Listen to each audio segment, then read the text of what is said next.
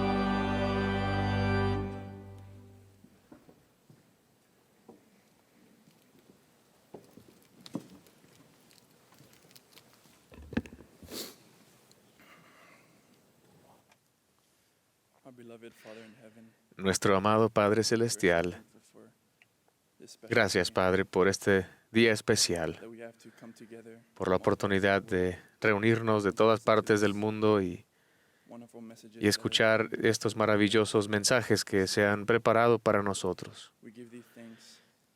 Agradecemos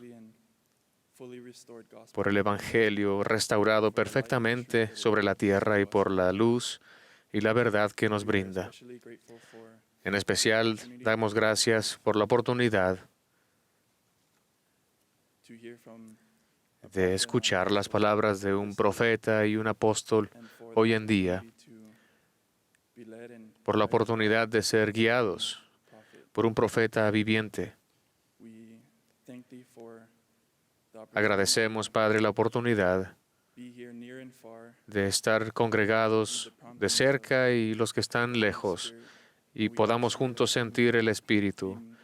Rogamos que seamos receptivos y que sintamos el Espíritu, que aprendamos y apliquemos las cosas que se van a impartir hoy. Te amamos mucho, Padre, y te rogamos que podamos contribuir a la edificación del Evangelio sempiterno en la tierra, que tomemos y llevemos este conocimiento a todas partes en el mundo y compartamos de este amor y gozo que tenemos. Te amamos y rogamos por estas cosas en el nombre de tu Hijo y Salvador, Jesucristo. Amén.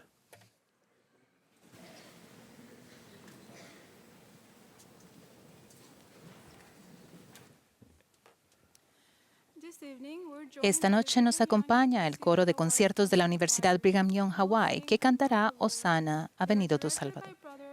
Serán dirigidos por el hermano Michael Belknap y acompañados por la hermana Stacy McCary. Después del número musical tendremos el placer de escuchar al elder Renland y la hermana Renland. Elder Dale G. Renland fue sostenido como miembro del Quórum de los 12 Apóstoles en la Conferencia General de octubre de 2015. Antes de su llamamiento como autoridad general, él era médico. Y antes de que fuera llamado al Quórum de los 12, la hermana Renland era abogada. El elder y la hermana Renland tienen una hija. Al concluir sus palabras, el coro cantará Hosanna, tu Salvador ha venido. La última oración la ofrecerá la hermana Isabela Atisa Bigley, miembro del barrio La I-7 de Haas. El coro cantará ahora Amo al Señor.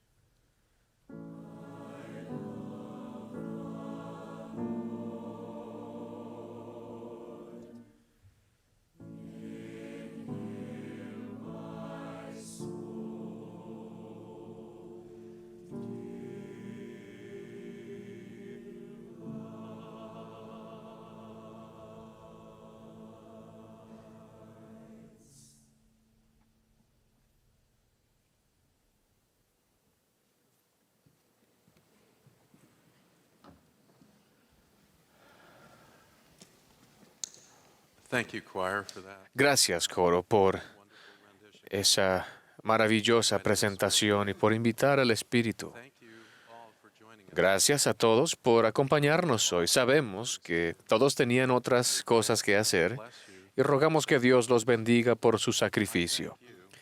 Les doy las gracias en el nombre del Señor y de su iglesia por su fe y su fidelidad.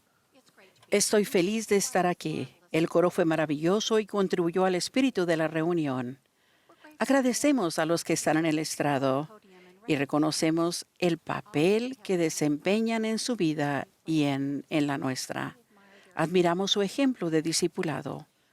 Sentimos la impresión de hablar sobre un tema que ha ocupado nuestra mente durante muchos meses, la fe y la duda. En junio del año pasado compartimos una parábola en la transmisión anual de la capacitación para maestros de seminarios e institutos de religión. Y hoy deseamos compartir esa misma parábola con ustedes. Imaginen que el barco en el que viajaban ha volcado en medio del océano. Tienen puesto un chaleco salvavidas y llevan horas nadando hacia lo que creen que es la costa más cercana, aunque no están seguros. Están muy deshidratados y cada vez que dan una brazada les sobreviene un ligero mareo y cansancio. Según sus cálculos, la costa está a unos 30 kilómetros o 18 millas de distancia. Y temen por su vida porque no pueden nadar esa distancia. A lo lejos oyen el sonido de un pequeño motor que parece venir en dirección a ustedes y sus esperanzas de ser rescatados aumentan. Al mirar ven un pequeño barco de pesca que se acerca. ¡Qué alivio! Piensan, el capitán puede verme. El barco se detiene y un pescador amable y curtido por el clima les ayuda a subir. Agradecidos gatean hasta un asiento y suspiran aliviados. El pescador les ofrece una cantimplora con agua y unas galletas que consumen vorazmente. El agua y las galletas saladas le dan el alimento necesario para recuperarse. Se sienten tan aliviados y felices. Están en el camino a casa. A medida que se recuperan y se sienten mejor, empiezan a prestar atención a algunas cosas en las que no se habían fijado antes. El agua tiene mal sabor y no es lo que hubieran preferido como agua purificada.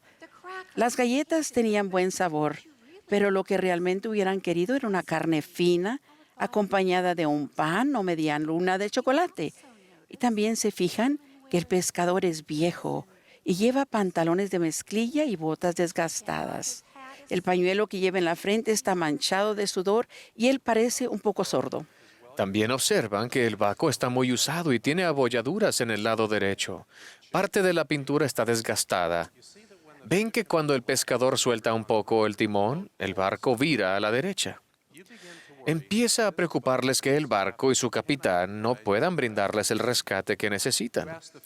Le preguntan al pescador sobre las abolladuras y el timón, y les contesta que no le preocupa demasiado porque ha conducido el barco de la misma ruta de pesca a diario durante décadas. El barco siempre lo ha llevado sano y salvo a donde quería ir. Ustedes están atónitos. ¿Cómo no le preocupan las abolladuras y el problema del timón? ¿Y por qué los alimentos no podrían haber sido más de su gusto? Cuanto más piensan en la embarcación y el pescador, más se preocupan y dudan de su decisión de subir a bordo. Su ansiedad aumenta y al final le exigen al pescador que detenga el barco y les permita volver al agua. Aunque aún están a más de 20 kilómetros o 12 millas de la costa, no soportan la idea de estar en la embarcación. Con tristeza, el pescador detiene el barco y los devuelve al mar. Están solos una vez más. Consideren esta historia como una parábola. El barco representa a la iglesia y el pescador a quienes sirven en la iglesia. El único propósito de la Iglesia de Jesucristo de los Santos de los Últimos Días es ayudar al Padre Celestial y a Jesucristo en su obra de llevar a cabo la vida eterna de los hijos de Dios. Proporciona la senda de los convenios, el camino para regresar a nuestro Padre Celestial. Los que sirven en la Iglesia, aunque no son perfectos, son esenciales y nos animan a seguir en la senda de los convenios. ¿Qué nos enseña el barco y el pescador? Las abolladuras y la pintura de la Iglesia alteran su capacidad para brindar ordenanzas autorizadas de salvación y exaltación que nos ayudan a llegar a ser como nuestro Padre. Si el pescador debe tomar el timón con ambas manos para mantener el barco en su curso, ¿niega eso su capacidad y la de la embarcación para llevarnos sanos y salvos a donde queremos ir? No es necesario ser un vidente ordenado como mi esposo para saber que volver al agua en vez de quedarse a bordo es peligroso. Sin embargo, cuando perdemos de vista el panorama general, las pequeñas abolladuras y la pintura pueden cobrar importancia en nuestras mentes. Cada miembro necesita su propio testimonio de la veracidad de la Iglesia restaurada. Sin una verdadera conversión que incluya un poderoso cambio en el corazón, quizás empiecen a centrarse en las metafóricas galletas saladas y la pintura. En la conferencia de abril de 2018, el presidente Nelson dijo, no tienen que preguntar qué es verdad.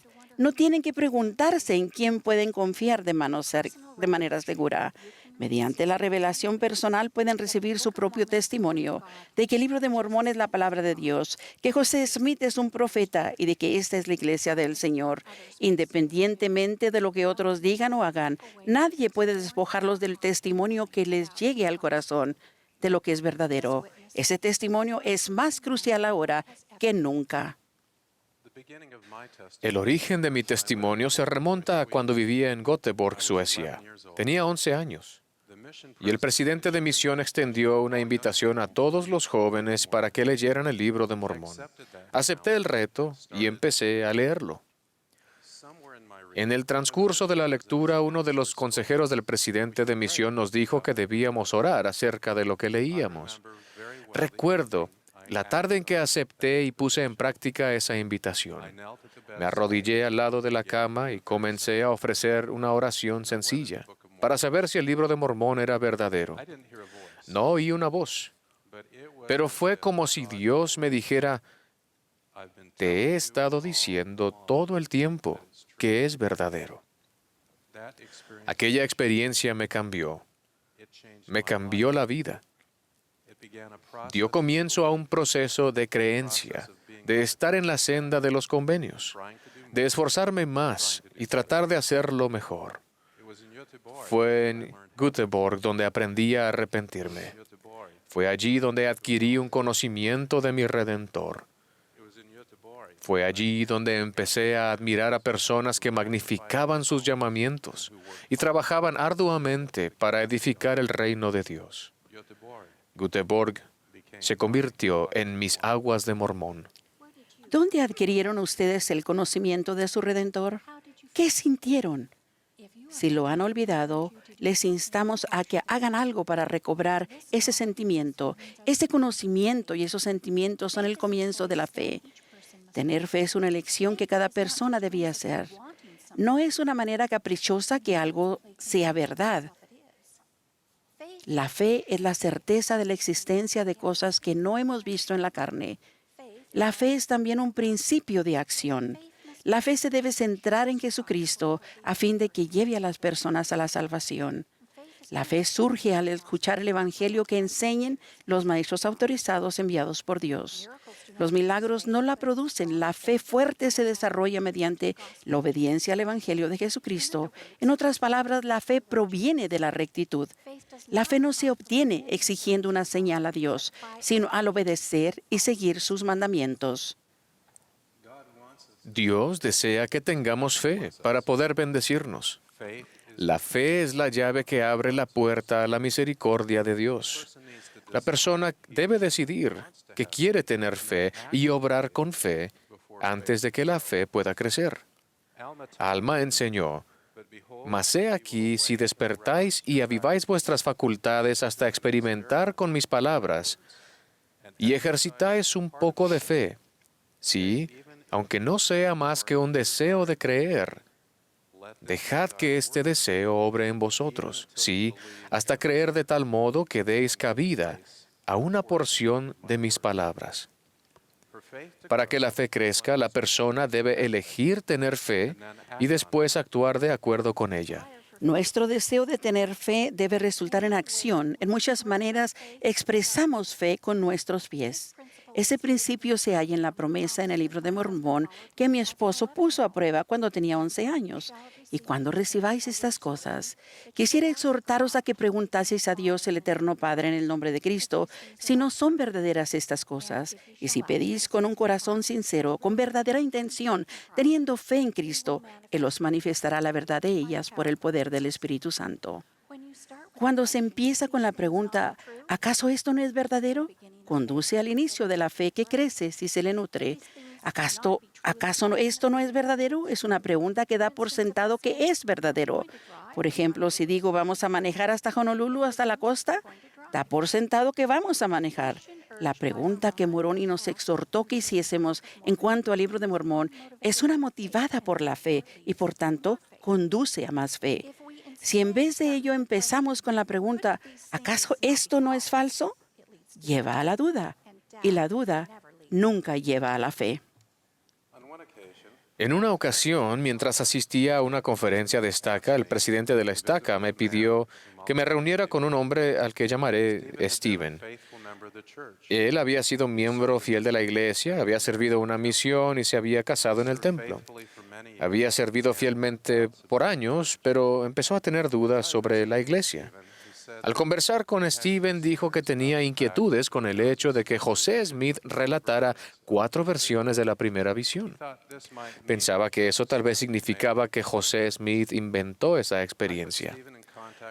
Puse a Stephen en contacto con un hombre que había estudiado esas versiones hacía unas décadas. Stephen se reunió con él y la siguiente vez que hablé con él, le pregunté, ¿cómo se siente en cuanto a la primera visión? Respondió, me siento bien porque tuve respuestas a mis preguntas. Ese tema ya no me molesta. Pero ahora me preocupa mucho la poligamia que se practicó en Nauvoo y después del manifiesto de 1890. Eso sí me preocupa. Le pedí que hablara con alguien que había hecho investigaciones sobre esos temas en fuentes confiables. Tras esa conversación, me comuniqué con él y le pregunté qué tal iba todo. Stephen dijo, pues ese tema ya no me inquieta. Entiendo lo que sucedió y se han resuelto mis dudas. Pero ahora, lo que me preocupa es que por un tiempo se privará a la gente de ascendencia africana de tener el sacerdocio. Tristemente, él había decidido dudar de manera perpetua. Para él, dudar lo complacía más que saber, y excavaba en dudas lo que había plantado en fe. A medida que pasaba el tiempo, cuando se resolvía una preocupación, surgía otra. No importaba cuánto se intentara dar respuesta a sus preguntas, Él siempre encontraba otro tema sobre el que sentía dudas. Se centraba en la abolladura del barco en vez de la capacidad que tenía de conducirlo a las bendiciones de la expiación de Jesucristo.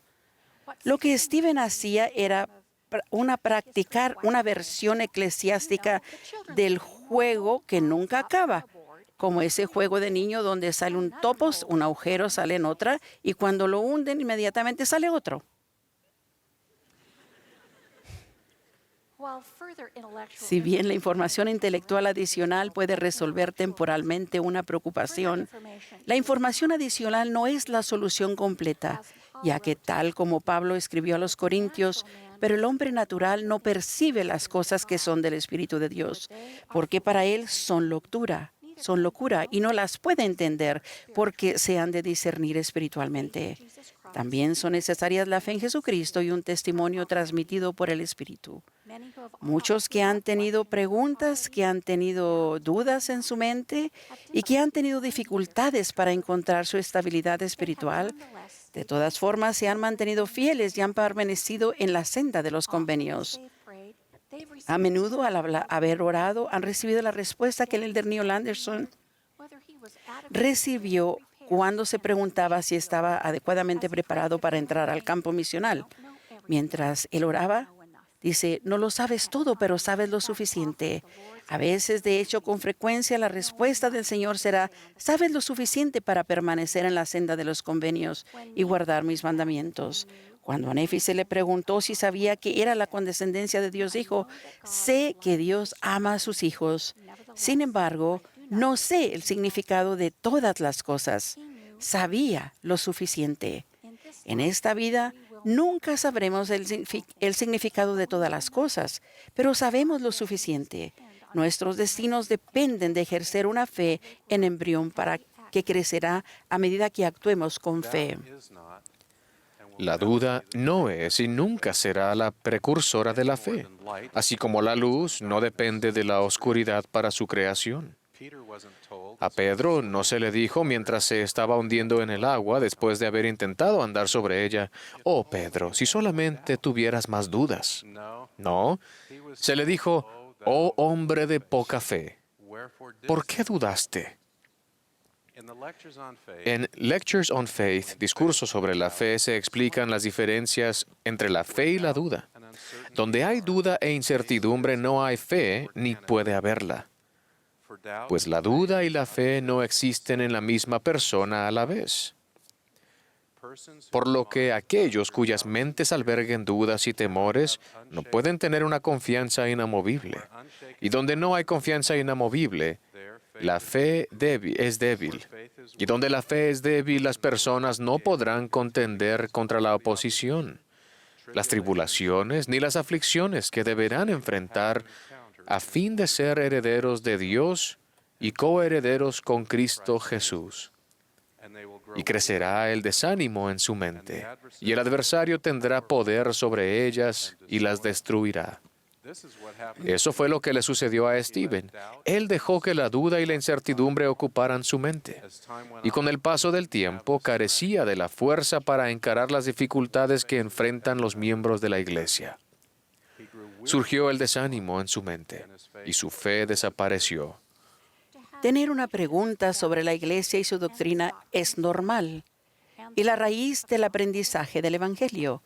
José Smith así lo entendía cuando dijo, «Y si alguno de vosotros tiene falta de sabiduría, pídela a Dios, quien da a todos abundantemente y sin reproche, y le será dada». Pero el pasaje continúa, pero pida con fe, no dudando nada. En otras palabras, pidan a Dios sin dudar que Él puede darles una respuesta. La Escritura continúa diciendo, porque el que duda es semejante a la ola del mar, que es movida por el viento y echada de una parte a otra. No piense pues ese hombre que recibirá cosa alguna del Señor. El hombre de doble ánimo es inconstante en todos sus caminos.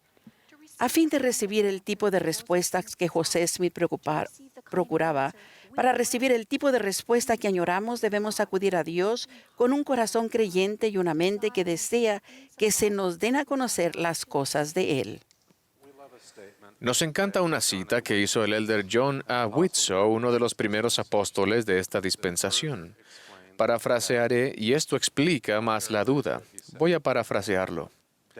La duda, a menos que se convierta en indagación de fuentes confiables y fidedignas, no tiene valor ni mérito. El incrédulo estancado en la duda, satisfecho de sí mismo, reacio a hacer el esfuerzo adecuado, a pagar el precio del descubrimiento divino, alcanza inevitablemente la incredulidad y la oscuridad. Las dudas crecen como setas venenosas en la penumbra de sus cámaras mentales y espirituales. Por último, ciego como un topo en su madriguera, por lo general sustituye la razón por el ridículo, el trabajo por la indolencia, y se convierte en un erudito perezoso. La duda no es mala, a menos que se convierta en el objetivo en sí misma.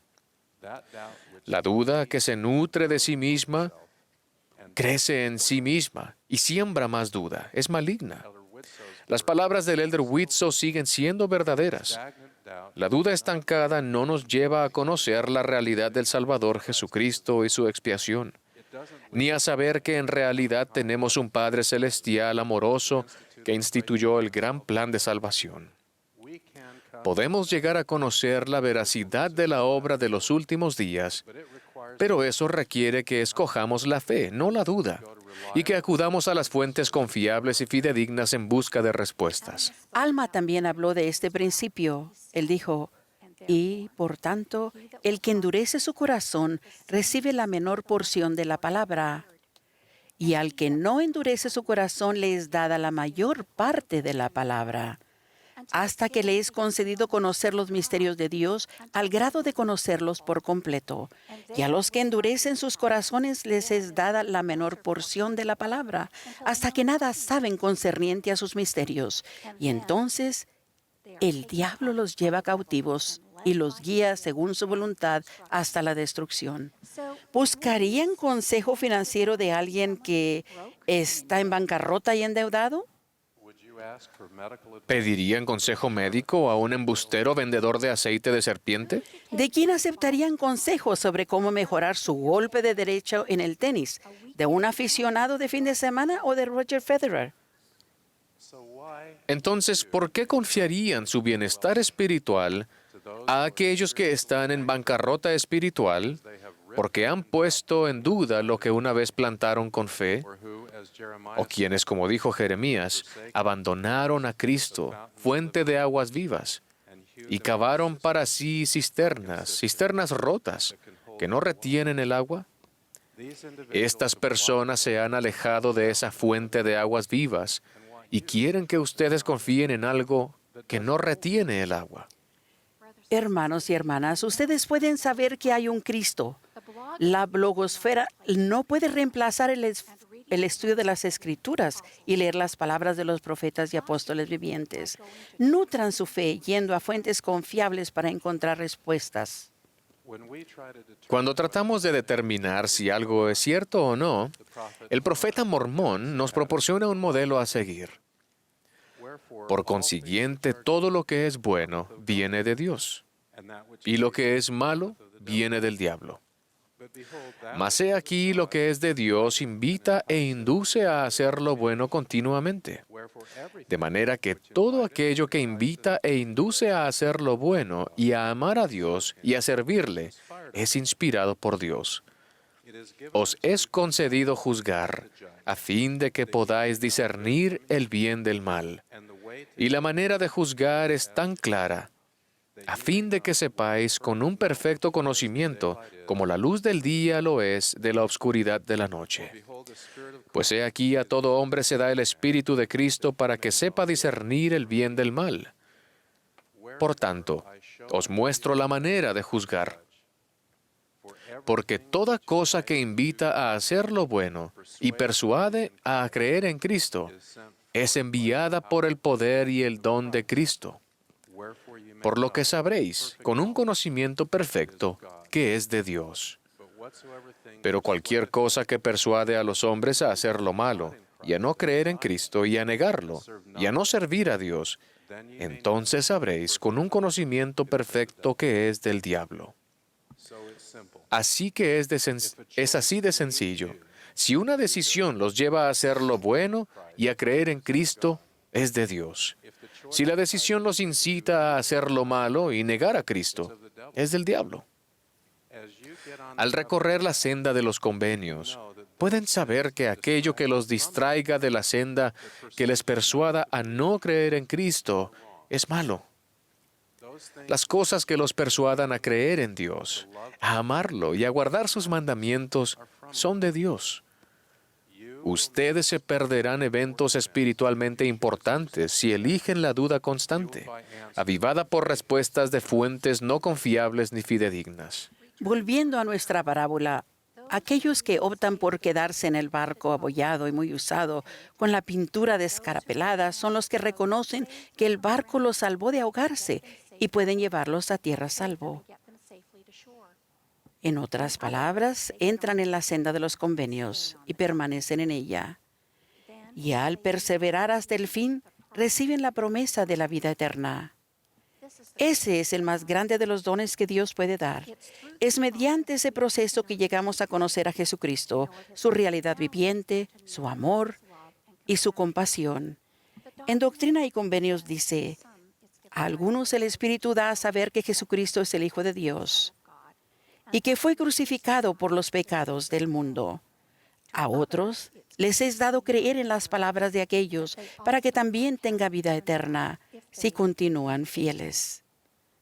Observen que la recompensa es la misma, ya sea que sepan o crean la vida eterna para los fieles. En abril de 2009 fui sostenido como autoridad general de la Iglesia. Y en octubre de ese año se me pidió que hablara en la conferencia general. Estaba deseoso de que mi padre pudiera escuchar la conferencia. Toda su vida había trabajado duro como carpintero y a los 92 años tenía graves problemas de espalda. No podía caminar hasta el centro de conferencias. Así que una de mis hermanas se aseguró de que viera la sesión en la televisión de su casa en Salt Lake City. Después de la conferencia fui a su casa para ver qué le había parecido mi discurso. Era un hombre de pocas palabras y no solía dar cumplidos. Le dije, papá, ¿viste la conferencia? Contestó, sí. Le dije, papá, ¿oíste mi discurso? Dijo, sí. Le dije, ¿y qué te pareció? Su respuesta fue, oh, estuvo bien. Casi llegué a sentirme orgulloso. Pero después me enteré de que estaba algo distraído aquella noche porque estaba ansioso por compartir conmigo un sueño que había tenido la noche anterior. Él no era alguien que tuviese sueños. Jamás tuvo ideas extravagantes y nunca lo escuché decir una mentira. Siempre había sido brutal y torpemente sincero. Me dijo, soñé que moría y veía al Salvador Jesucristo. Me tomaba en sus brazos y me decía que mis pecados me eran perdonados. Y qué sensación tan buena, Dale. Eso fue todo lo que dijo. Y yo me abstuve de hacer más preguntas. Falleció 2 meses después, mientras Ruth y yo estábamos en Madagascar. Mi padre, después de unirse a la iglesia en Larsmo, Finlandia, a los 24 años, vivió toda su vida con la luz y el conocimiento que había recibido. Hizo todo lo que se le pidió hacer. Llegó a ser alguien digno de recibir ese don del Espíritu, de saber que Jesús es el Cristo y que fue crucificado por los pecados del mundo y por sus propios pecados. El llegar a ser dignos de recibir ese don no depende de nuestro sexo ni de un oficio en el sacerdocio. Es la recompensa prometida por escoger la fe y escoger la senda de los convenios. De modo que, ¿cómo podemos desarrollar la fe y mantenerla firme? Requiere trabajo. ¿Alguna vez han estado en una clase de matemáticas, digamos cálculo, y observaron al profesor trabajar en un problema? ¿Se traslada automáticamente a ustedes el conocimiento de Él porque lo observaron encontrar la respuesta? Tristemente no.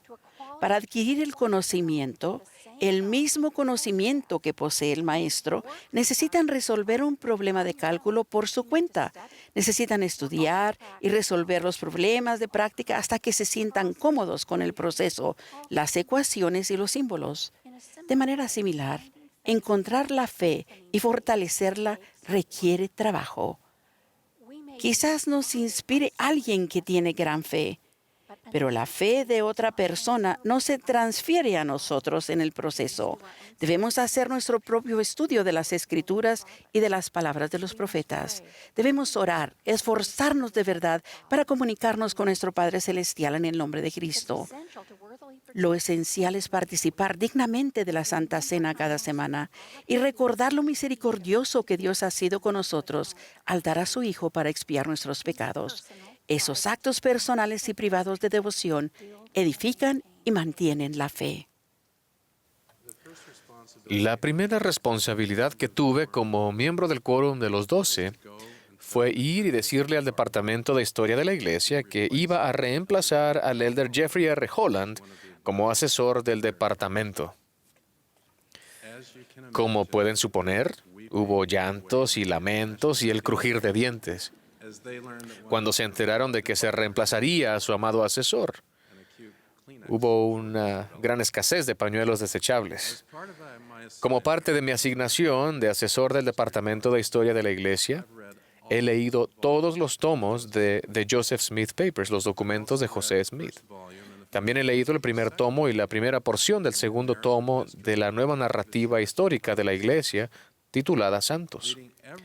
Leer todo lo que José Smith escribió o que otros informaron que él dijo ha fortalecido mi testimonio de su labor como profeta escogido por Dios para restaurar su obra en la tierra. José Smith siempre fue fiel a su testimonio. Fue constante. Siempre se comportó como alguien que verdaderamente había visto a nuestro Padre Celestial y a Jesucristo, a Moroni, a Juan el Bautista, a Pedro, Santiago y a Juan, a Moisés, a Elías y a Elías el profeta. Se comportó como alguien que había poseído las planchas de oro y había traducido sus textos antiguos por el don y el poder de Dios. Actuó como alguien que recibió revelación de Jesucristo mismo. Actuó como alguien que había recibido la autoridad del sacerdocio y las llaves del santo apostolado. Sé, de manera más poderosa y fiable de lo que los 5 sentidos pueden detectar y expresar, que José Smith vio lo que dijo que vio, tradujo el libro de Mormón por el don y el poder de Dios, y recibió el sacerdocio y sus llaves para la salvación del género humano. Sé que es verdad. Sé que esas llaves están actualmente en la tierra y que el presidente Nelson es el sucesor legítimo de José Smith sobre la tierra. Lo que consideramos abolladuras y pintura descarapelada en el barco muy usado puede resultar ser algo divinamente sancionado y dirigido desde una perspectiva eterna. O bien el Señor influyó en las abolladuras y la pintura, o se vale de ellas para sus propósitos. Sé por mí mismo que el Señor Jesucristo dirige su obra actualmente en la tierra. Sus siervos actuales lo conocen bien. Agradezco poder añadir mi testimonio de que sé que Jesucristo es nuestro Salvador. Cuando ejercitamos la fe, no la duda, en su sacrificio expiatorio y los frutos de su expiación, nuestra vida es bendecida eternamente. Estoy agradecida de que Él haya restaurado su iglesia con todas las bendiciones al alcance de los hijos de Dios sobre la tierra. Jesucristo vive y es el Salvador del mundo. Testifico de su compasión, de su amor y tierna preocupación por todos los hijos de Dios. Testifico de su incomparable sacrificio expiatorio por ustedes y por mí. A medida que he llegado a conocer al Salvador, he aprendido de su gran deseo de ayudar a sanar las heridas y enmendar los corazones quebrantados.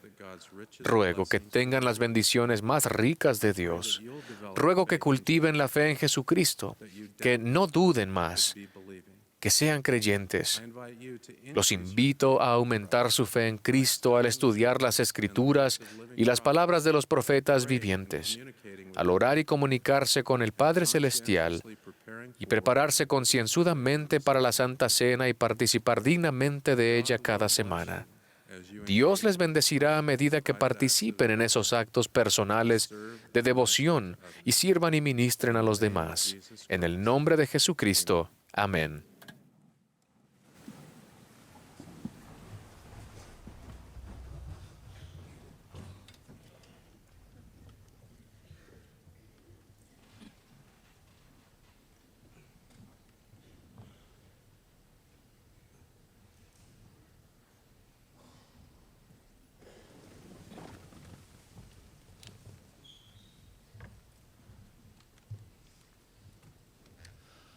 On the Sunday before Passover, as Jesus came nigh into Jerusalem for the feast, he sent two of his disciples, saying, El Señor envió a 2 de sus discípulos y dijo, id al pueblo "Loose him and bring him." y encontrarán algo atado, suéltenlo y tráiganlo.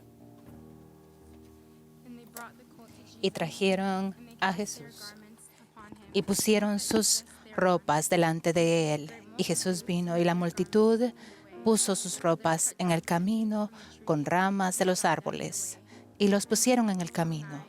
Y él vino y dijeron al descenso del monte de los olivos, y la multitud empezó a regocijarse y a adorar a Dios con una voz, con todas las obras maravillosas que habían visto.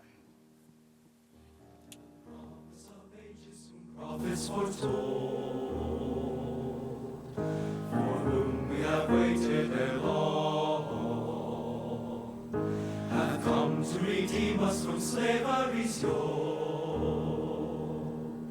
and deliver his people back home. Come Israel, come and see he who shall reign, in whom we will ever rejoice. We hear the sound of the glorious refrain, and it echoeth back in our voice. Hosanna, Hosanna, thy Savior hath come. O Israel, and blessed he'll ever be called. Hosanna, Hosanna, sing praises to God. For our hope, our deliverer, our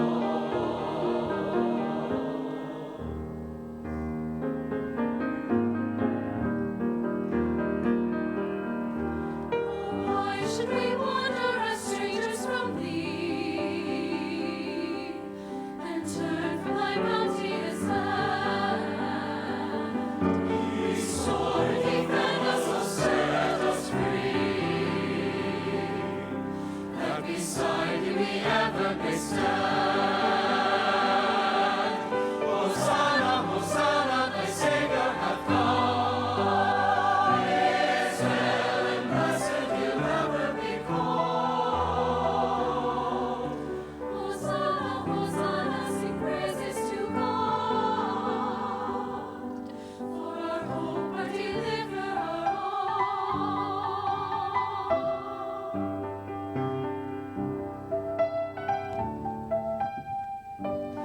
And some of the Pharisees spake unto Jesus, saying, Master, rebuke thy disciples. He answered, I tell you that if these should hold their peace, the stones would immediately cry out. He looks and thousands of angels rejoice, and hear his way for his word.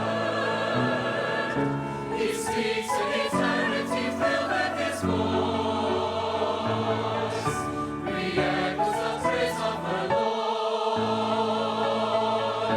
Hosanna, Hosanna, thy Savior hath come.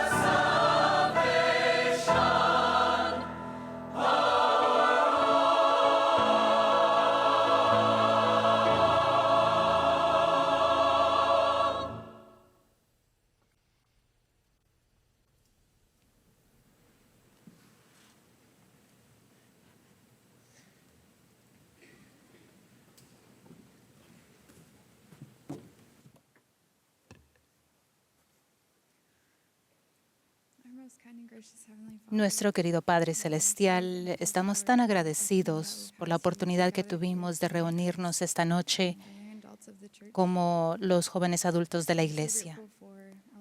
Y agradecemos tanto al Elder Renland y a la hermana y su participación y todos los que han ayudado para preparar este evento esta noche. Agradecemos al coro y la música hermosa que nos dieron y por las palabras que nos inspiraron a tener más fe. En este momento te pedimos una bendición sobre todos los jóvenes adultos que están aquí y en todo el mundo para que tengamos la oportunidad de ejercer una partícula de fe, para que tomemos nuestras dudas al Señor en oración y a leer las Escrituras para fortalecer nuestros testimonios de nuestro amado profeta José Smith. Y por favor, ayúdanos a revisar las cosas que aprendimos esta noche para actuar sobre las impresiones que recibimos del Espíritu y para que podamos encontrar paz y consuelo y tener fe. Agradecemos la fe que tienes en nosotros y sobre todo agradecemos el sacrificio eterno de tu Hijo Jesucristo y su expiación. Ayúdanos a encontrar y a usar su poder y su sacrificio. Ayúdanos a ser edificados e inspirados y bendecidos por las cosas que recibimos esta noche. Te amamos mucho y por estas bendiciones te pedimos en el nombre de Jesucristo. Amén.